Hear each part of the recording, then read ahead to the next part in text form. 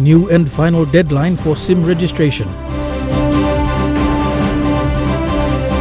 Confusion over uni fees as registration opens. And hospitals and health centres still facing medicine shortages. This is the National EMTV News with Meribah Tulo. A very good evening. Thank you for joining us for Monday's news.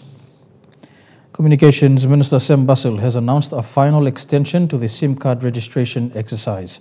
The deadline of January 23, 2018 has now been moved to April the 30th.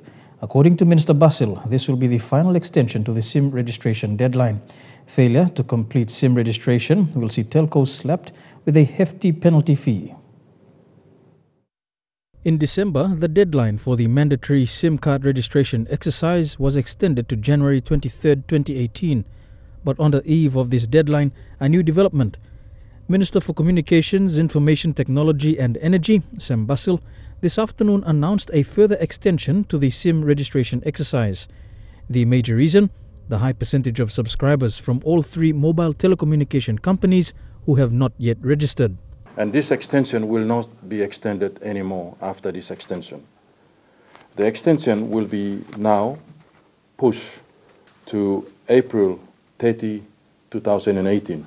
There will no, I repeat again, there will be no extension after April 30. All three telcos provided their updated figures on registered users to NICTA recently. From these updates, Telecom PNG had registered 74% of its 200,000 subscribers, B-Mobile Vodafone 62% of its 100,000 subscribers, whilst Digicel PNG Limited managing to register only 42% of its total 2.5 million subscribers throughout the country. I'm calling on to all the citizens who are registered in either one of these three mobile companies to make it their business to call into the nearest spot designated areas by the three telecom companies to register their SIM. So as you can see, the bulk of the numbers are coming from Digicel, which is understandable because Digicel is located at the most remote parts of the country. The deregistration process is expected to commence at the end of March, which will see unregistered SIM cards deactivated. Both Minister Basil and Mr. Punaha have reiterated that the failure to have subscribers registered will see the telcos slapped with hefty penalty fees for each individual unregistered SIM card. Digicel, Telecom, one time B-Mobile or Vodafone. After June 30, suppose after April 30, all in a registering display or SIM lol man, NICTA by charging all display company one SIM, unregistered SIM, 50,000 penalty. And I'm aware and I'm sure that all those telecom companies knows that. Whilst the onus so far has been on the telcos to register their subscribers, NICTA has also revealed another option, that is to partner with the PNG Council of Churches to register subscribers, especially those in rural areas who do not have the necessary identification required by the major telcos. We are going to use the network of the churches, utilize the priests, the pastors, the laymen. So they will be used as reputable persons, so they can get members of the congregation, take them to the point of registration. They can take as many as they want. National Planning Minister Richard Maru says a Restoration Authority bill for affected Cordova Islanders should be tabled in Parliament in the February sitting. Minister Maru is now urging local MP Kevin Isufu, who is also the Minister for Natural Disasters, to consult the ECP provincial government to prepare a bill. Maru says the required functions may include the identifying of a piece of land to resettle affected islanders and provide basic government services. He has also thanked the national government in providing 150,000 kina and the deployment of military personnel to assist the affected islanders. Moving on, upon registration this morning, the students of the University of Papua New Guinea's medical faculty at the Tauranga campus were asked by registration officials to pay the full 2018 fees. Higher Education Minister Pilani Ningi maintains their position that school fees for this year will remain the same as that of 2017. Today is the first day of classes for the Tauranga Medical Campus. specifically for the second and fourth year students. However, upon registration, the students were asked to pay the full 2018 fees. This caused great confusion for the students, as they had just heard the minister stating there will be no increase in fees for this year. Jethro Uafoho, who is a pediatrician in the making, just wants the university to come out clear with their decision. What the minister has said, that the fees will remain the same. However, here at the registration at School of Medicine and Health Science, I'm here to register. That is not true because they are still using the fees for 2018. So I'm not sure. We are still waiting for what he said to be true. Then we'll register. Most of the students are not yet registered, and we are starting this week, 22nd. Mitchell Mel is a final year medical student who wants to become a surgeon. This is a critical year for him. Because when we got to school today, they told us you can't register with the 2017 fee structure. It's 2018 fee structure. So that's really confusing for all the students. So we're just sitting around waiting here to see at least the notice up on the notice boards, just to let us know that, okay, this is the confirmed fee. Bakli Mawe, also a surgeon in the making, stated that the University Council is in a meeting at the moment. This is a critical year for all final year students, and all they want now is clarity. Official circular from the school administration to give us the green light to which exact amount to pay, because right now we're all over the place. We are a bit reluctant to pay this fees because once it's being paid into the system, we'll have to wait till final year for some second year, third years, or fourth years and then after final year, you'll have to wait for a year or so to get or reimburse your own money back. Minister for Higher Education, Pila Niningi, maintains that the school fees will remain the same as 2017. There will be no increase. 2017 fees. And the new fees that are approved by the University Council will not be applied for this year. Concerns that the university we've taken on board, and we will look into this, and they submitted a budget. When contacted by EMTV News for comment, UPNG Public Relations advised that they will be releasing an official media statement on this tomorrow. Lillian Kinea, National EMTV News. Meanwhile, Morbe's Provincial TVET Inspector, Mr. John Moses, says parents will continue to pay fees for students attending TVET institutions in the province in order for the children to attend class. This is due to the delay of tuition fee-free payments into schools. Mr. Moses said a decision is yet to be approved by the Provincial Education Board regarding the fees. The delay of the tuition fee-free payments into schools has been a concern since the fee subsidizing program established by the government in 2012. Technical and vocational institutions, which have been the government's priority, are affected by this delay. The Provincial TVET Inspector for Morbe, John Moses, says parents will pay fees this year in order for their children to attend class. There are currently 11 TVET institutions in Morbe, including 3 Catholic-run agencies. The schools have more than 100 teaching staff assigned to these institutions. However, there are still vacancies that the Provincial Education Administration will soon have teachers attend to. Morbe's Provincial TVET Inspector has called on all teachers to return to their respective schools today.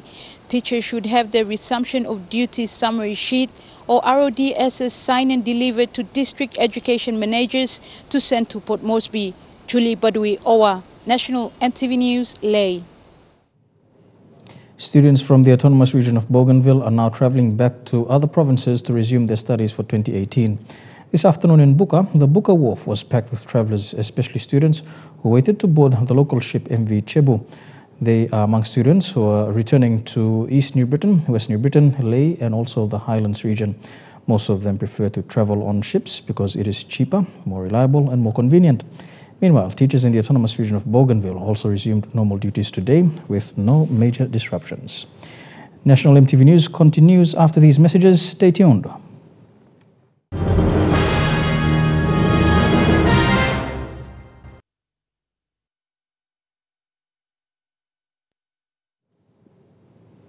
Welcome back to National EMTV News. Papua New Guinea continues to receive significant support from the Australian government towards the hosting of APEC in November. Through the PNG and Australian Policing Partnership Program, the Traffic Directorate has seen refurbishment to its traffic base in Port Moresby. Officer in charge, Senior Inspector Joe Joseph, says the refurbishment is a big improvement, something the Directorate has not seen in a long time. The new facility built through the partnership program is aimed at preparing traffic officers for security escorts during the APEC meeting. It includes a two-story air-conditioned building as the new headquarters for the Directorate. A small ceremony was held this morning where the facility was handed over to the Royal Papua New Guinea Constabulary. The total cost of this refurbishment stands at 750,000 kina. The AFP officers seen my plan.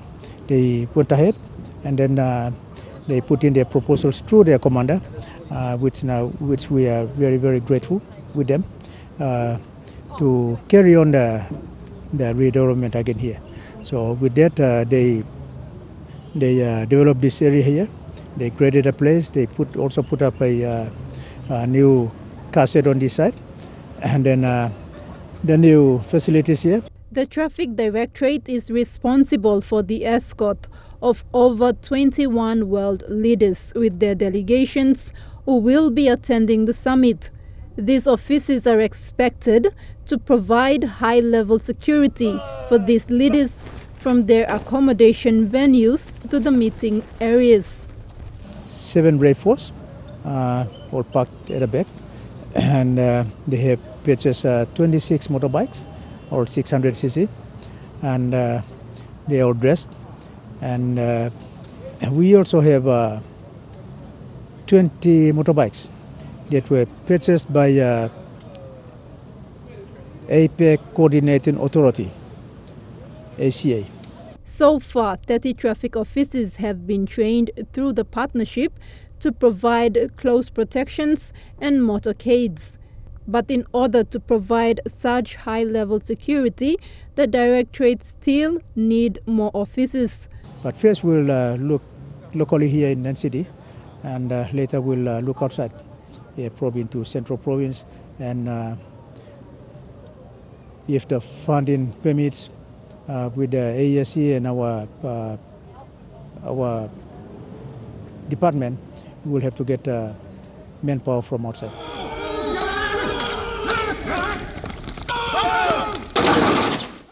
Last November, the Australian Federal Police conducted trainings for security officers on crowd control. These officers were trained to control crowd in an unexpected unrest. Meanwhile, the APEC house in downtown Port Moresby is slowly taking shape. Contractors predict it will be completed by August. Tekla Gunga, National EMTV News. The Modelon General Hospital in Madang will be tightening up its spending and may cut costs internally this year. Acting CEO Dr. Vincent Atua says this is because 50% of the hospital's operation budget has been cut. This means that the hospital will only concentrate on priority areas.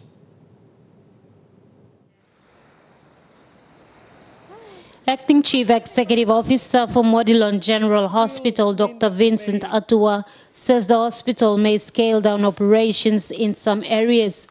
Dr. Atua says they may not be able to offer full services to the people of Madang due to the 50% budget cut made. This means that the hospital will reprioritize to ensure that essential services are still running. We're just going to have to become tighter on our spending. Our priority is patient care, really. We're here for the patients, and we try our best to focus on the care of patients. So it means that we make cuts in other areas, maybe in administrative areas. We cut costs internally. We look for ways to cut costs internally so we can at least keep most of that money to deliver the patient care service. In addition, the hospital will be stricter in collecting patients' fees. It will also be charging higher fees to patients. The hospital will also be looking at donor agencies and other avenues to raise money for the hospital to operate for the full year. Being a bit more strict on collecting patients' fees. In the past, we have not been that strict because we feel sorry for patients, and if you don't pay, well, you don't pay, and we don't really make a fuss about it. But I think that the cuts in budget will mean that we'll be a bit more strict on collecting patient fees. And that will obviously cause a lot of disappointments, but it's a situation that if we don't do it, we'll put ourselves in a very bad position. The hospital will have to maintain a minimum essential level of drug supplies. Despite getting some drugs from the government, the hospital will have to buy most of the drugs by itself.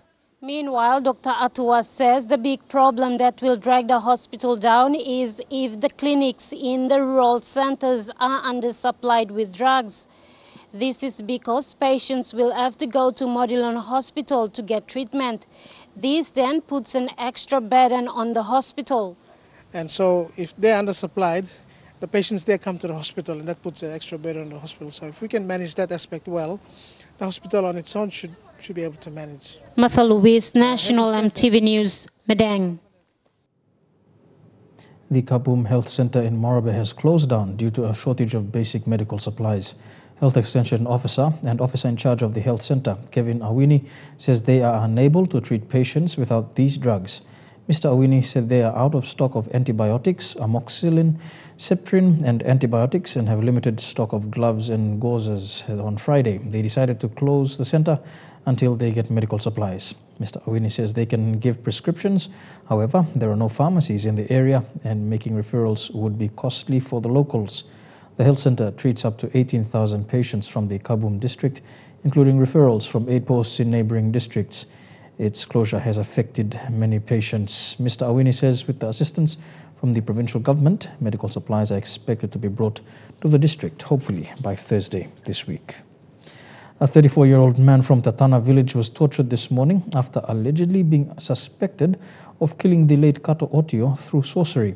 The man was tortured by villagers at around 8 a.m. before police intervened, taking the man into protective custody.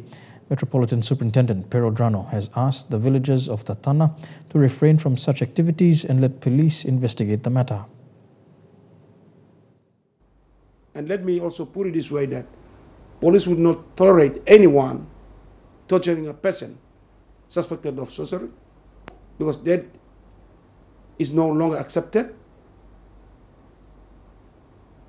And it is wrong for them to do that.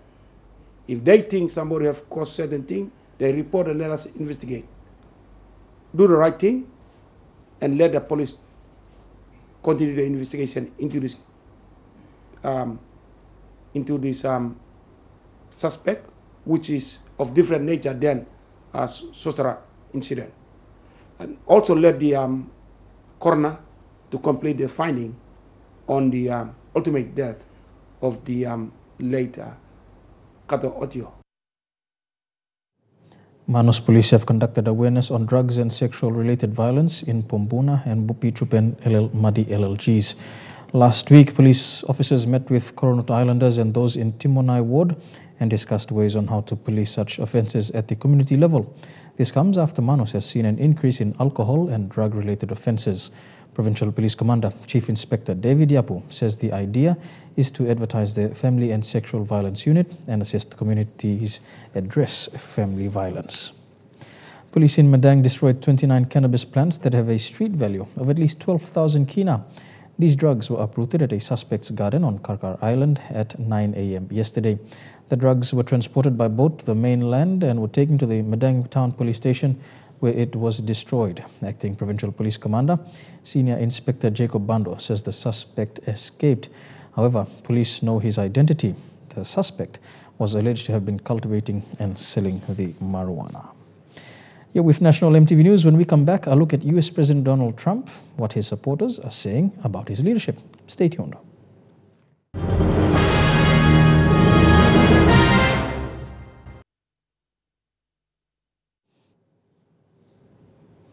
Welcome back to the news. Turning overseas now, United States President Donald Trump's presidency is still controversial as it was then. But despite his polarizing policies, the Russian probe and his inflammatory tweets, his core supporters are still backing him.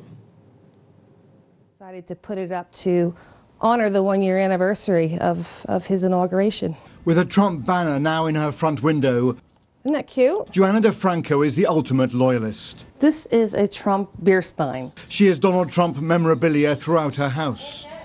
Much of it collected on that day a year ago, when she attended the president's inauguration.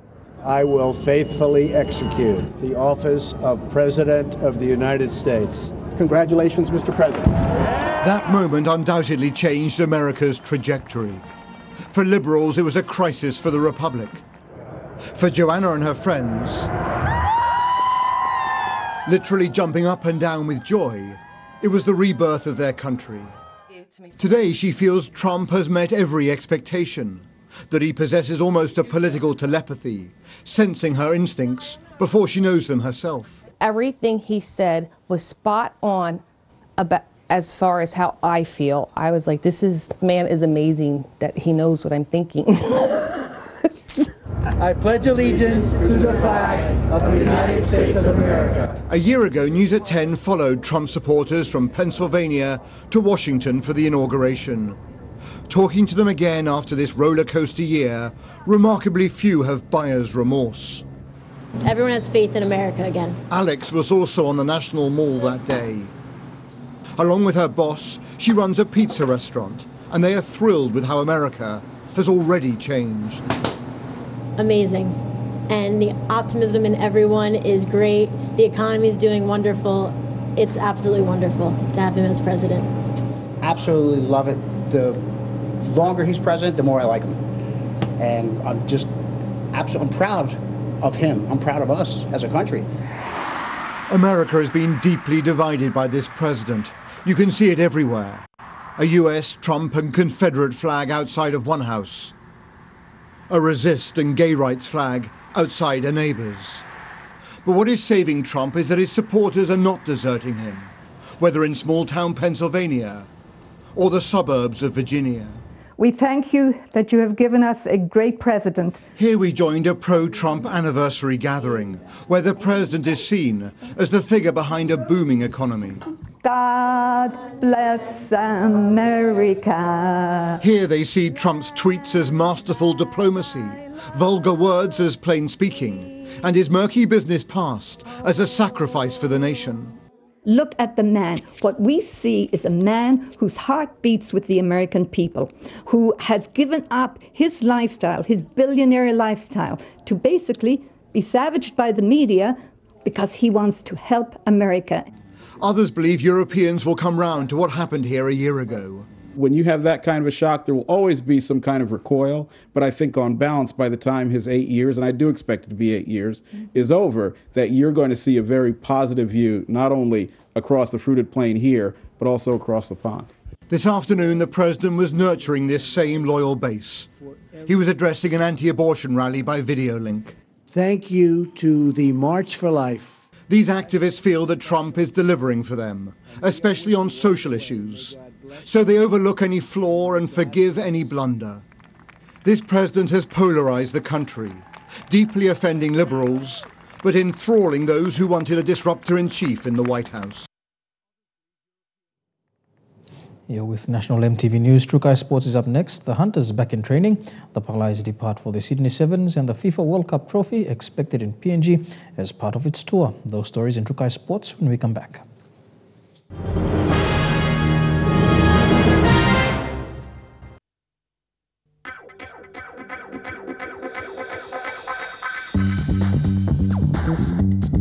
Trukai Sports.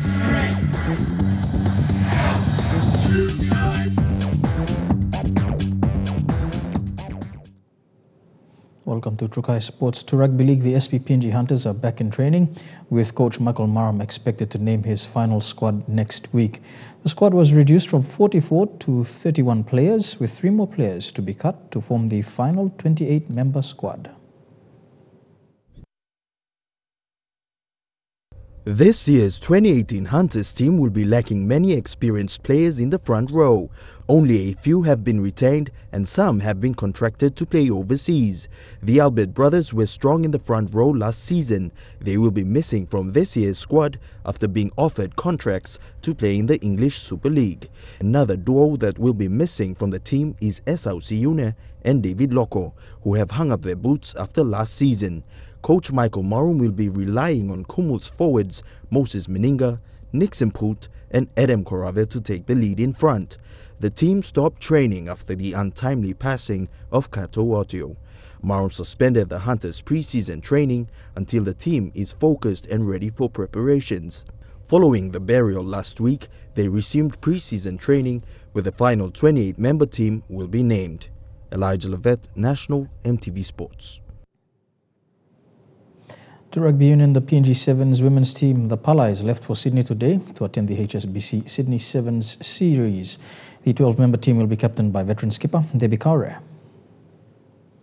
After months of preparation, the time has come for the Palais to fly the PNG flag on the international scene. The team was at the airport today checking in when EMTV caught up with national coach John Larry. I'm looking forward for Sydney. Training has been good for the last 8 weeks. We had 25 ladies and turned up to 12 good, strong ladies to go to Sydney. Pulled alongside top-tier nations in the competition, the team's preparation has put them on a good stead, and Coach Larry is confident of his side's ability to perform on the big stage. What we'll achieve is what we can finish. The problem we have is our second half. We can fight with them in the first half and second half. So if we can improve the scoreline to better, it will be good for us in Hong Kong. And where we see where we lack, we'll come back and work on it. The team boasts an area of talent with a good mixture of young and experienced players, with the likes of Captain Debbie Kaure leading a talented squad. Few of the experienced players, we're not. Obviously, the younger ones will look up to us, so it's a challenge to the experienced one to actually step up. So, for the senior players, we have to really give our best, so that it motivates our younger players to look at us and then step up as well. Backing up from a successful campaign prior to the Sydney Sevens, the team's speed and pace could be their greatest asset going up against some of the tournament's heavyweights. And we've actually gave them a good game, so Australia should be we don't know, anything can happen, so we're not saying that we won't give our best.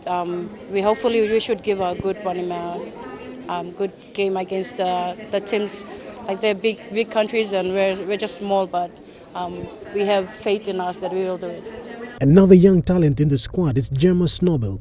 The youngster will make her international debut for PNG at the tournament.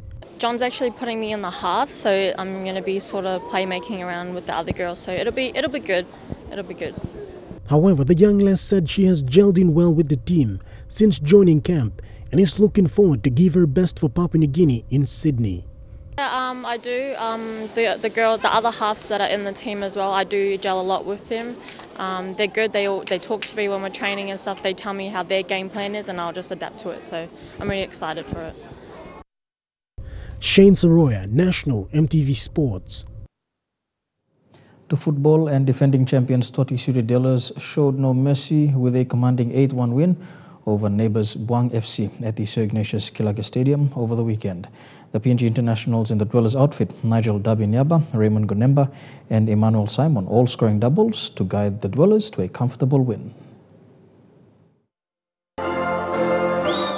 The Morabians' rivalry was always going to be a thriller. The NSL Round 2 clash between the three-time champions City Dwellers and determined Buang FC proved entertaining for the bumper crowd at the Sir Ignatius Kilaga Stadium in Lae.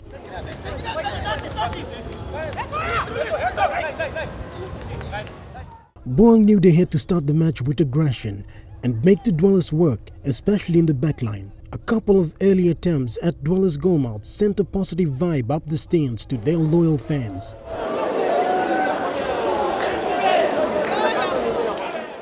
But that hope was short-lived as the men in yellow found their feet with the opener from Nigel Dabinyaba. Dabinyaba's goal soon paved the way for the defending champions to revert back to their trademark style of play, keeping their opponents guessing and making them pay.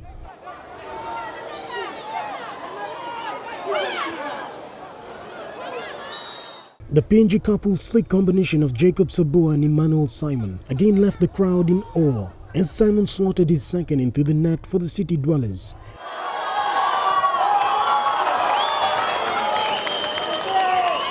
It was then a matter of who's scoring next as the dwellers midfielder kept their composure, providing solutions to their charges with their skipper grabbing a double at the stroke of half-time.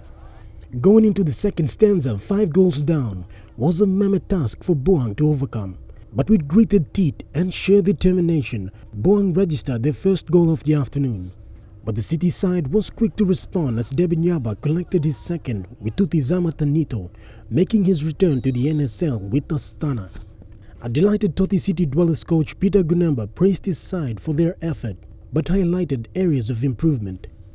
The match ended with Toti City Dwellers winning the match by 8 goals to 1. Shane Saroya, National, EMTV Sports. Still in the NSL, the Medang Soccer Association was generous with the gate takings at the Lawaidan Oval over the weekend during the match between Medang FC and Southern Strikers. According to MSA board member Conrad Waduna, 10% of the takings were put towards supporting the displaced Cordova Islanders of East Sepik. Southern Strikers also donated 1,000 kina. Over 2,000 kina was raised in this relief effort on the weekend. Still in football, and the 2018 FIFA World Cup trophy will be making an appearance here in Port Moresby on February the 1st. Sponsored by Coca-Cola, the trophy tour was launched in host country Russia last September, where it toured the whole of that country. It was not until December when the trophy began its 50-country tour across 6 different continents.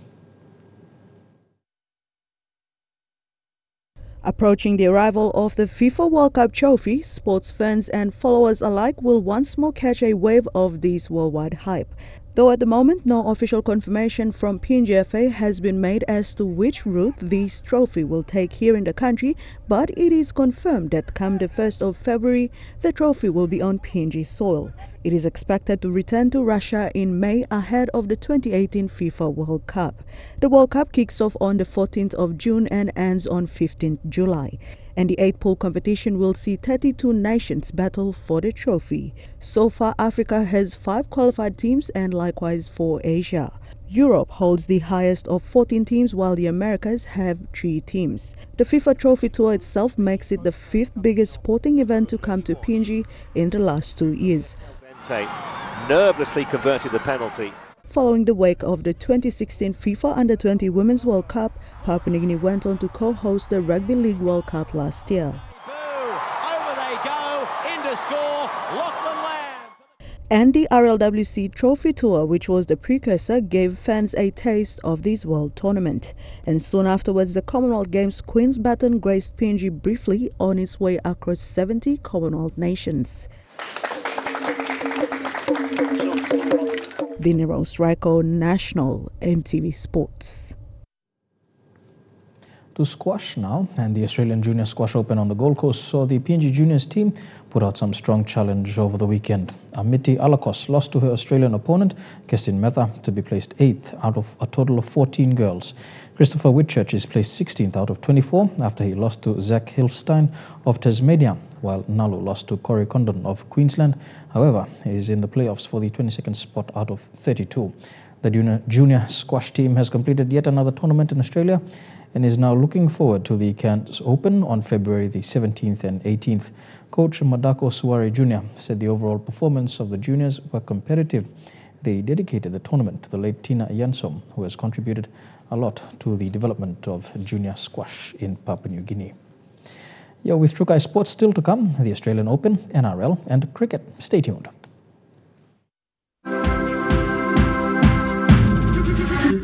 Trukai Sports. Welcome back to Trukai Sports. To tennis now, and Roger Federer is on track at the Australian Open. He is set up in the 4th round and hoping to emulate German's Angelique Kerber, whose performance earlier today in reaching the last 8 further underlines her favoritism for the women's title. Screams of relief for Angelique Kerber. One of the points of the match.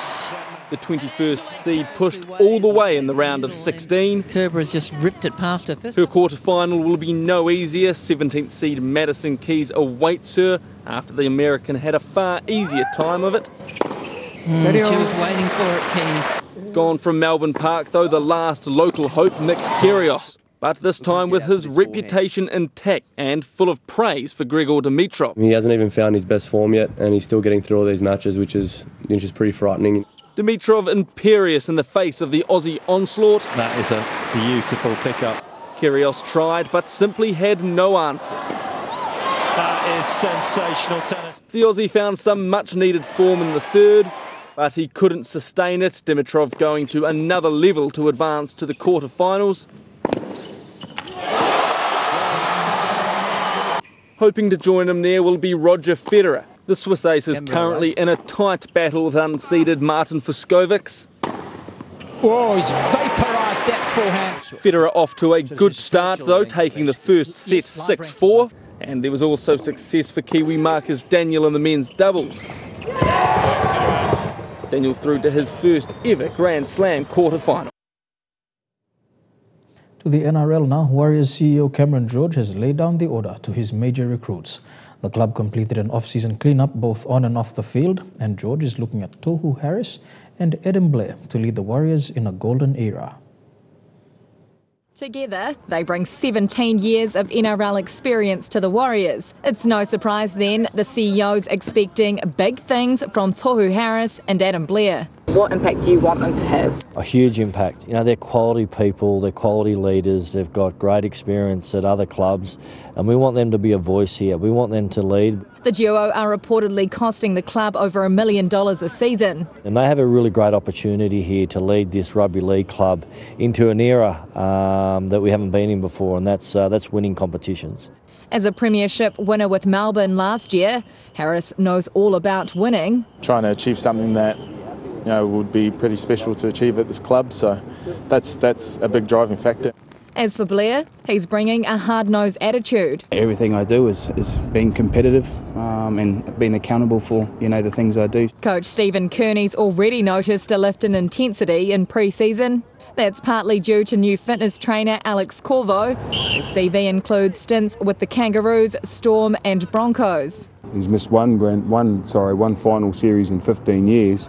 The changes at the Warriors also extend further with the addition of Brian Smith as Director of Football. He's seen what good clubs and strong clubs and successful clubs do, and he's also seen what clubs that aren't successful are doing. The Warriors know all about what doesn't work. The pressure now on these men to lead them to what does. To cricket, and New Zealand won the toss and elected to bowl against Pakistan in the first of 3 matches between the world's top 2 ranked 2020 sides in Wellington. The hosts are on a high, having just swept the one-day series against Pakistan and are backing themselves to continue that form as they switch to the shortest form of the game. Losing the toss was just the start of Pakistan's woes. Can't get it over. No timing whatsoever. Andaru Kitchen takes the catch. Southey soon had a double of his own after being elevated to the captaincy, with Kane Williamson sidelined with a side strain. Yeah, just a bit of a tight side that we're managing for a few games, so having this one off to hopefully be ready by the next one. Kitchen then added to Pakistan's misery as they struggled to 24 for 4. It's out. For a side ranked second in the world, Pakistan certainly wasn't playing like it. Oh, wrong and totally and utterly fooled him too. Mitchell Satner and wicketkeeper Glenn Phillips then combined for a double of their own. Oh, no! They lost all semblance of poise and balance. Look at that, he's done the splits. Oh, catch it, yes! Is falling to bits for Pakistan. By the time Southey got his 3rd wicket, Pakistan had hit just 3 boundaries in nearly 14 overs.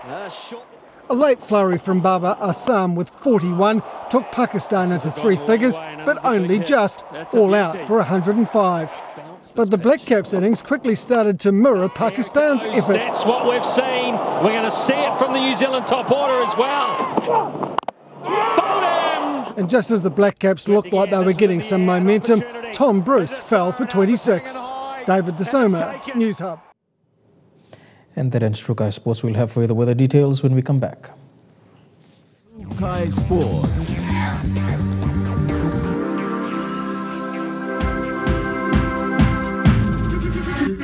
True Kai Sports.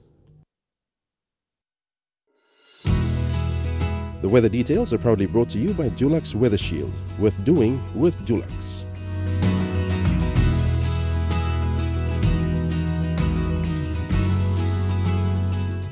I'll look at the weather forecast for the next 24 hours in the southern region. Showers expected in Daru and Kerama. Evening showers for Port Moresby. Cloudy periods expected in Alotau and Popondetta with a top of 31 all across the region. To the Momase region, a shower or two expected in Leh. Some showers for Wau. Medang, Wewak and Vanimo can expect fine weather with a top of 32. To the New Guinea Islands region, some showers expected in Buka, Kimbe, Kokopo and Rabaul.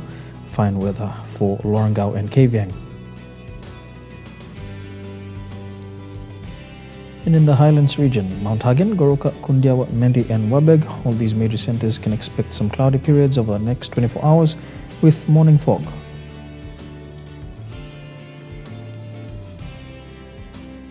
A look at the forecast for small ships for the next 24 hours. There is no strong wind warning, but waters of southern PNG Indonesian border through Torres Strait, Daru to Kiwai Island, Kerama to Yule Island to Hood Point to Samarai Island, waters of Samarai Island to Cape Vogel to Finchafen, waters of Finchafen to Vitias and Dampier Strait to Siasi Island to Long Island, and waters of Long Island to Medang, Bogia, Wewak, Aitape, Vanimo and the northern PNG Indonesian border, sea 0.5 to 1 meter. Waters of eastern and western Milne Bay Islands and waters of Manus and its western group of islands and New Island to New Britain and Bougainville, sea 0.5 to 1.3 meters.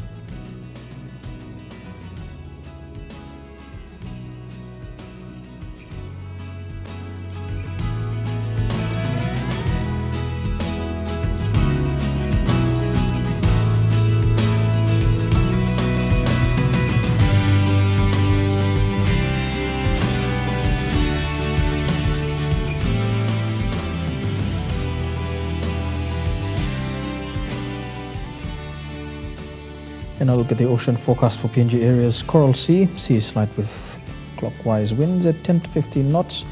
Solomon Sea, sea slight with east to southeasterly winds at 10 to 15 knots. Bismarck Sea, sea slight with east to northeasterly winds at 10 to 15 knots. In the Pacific Ocean, sea slight to east to southeasterly winds at 10 to 15 knots.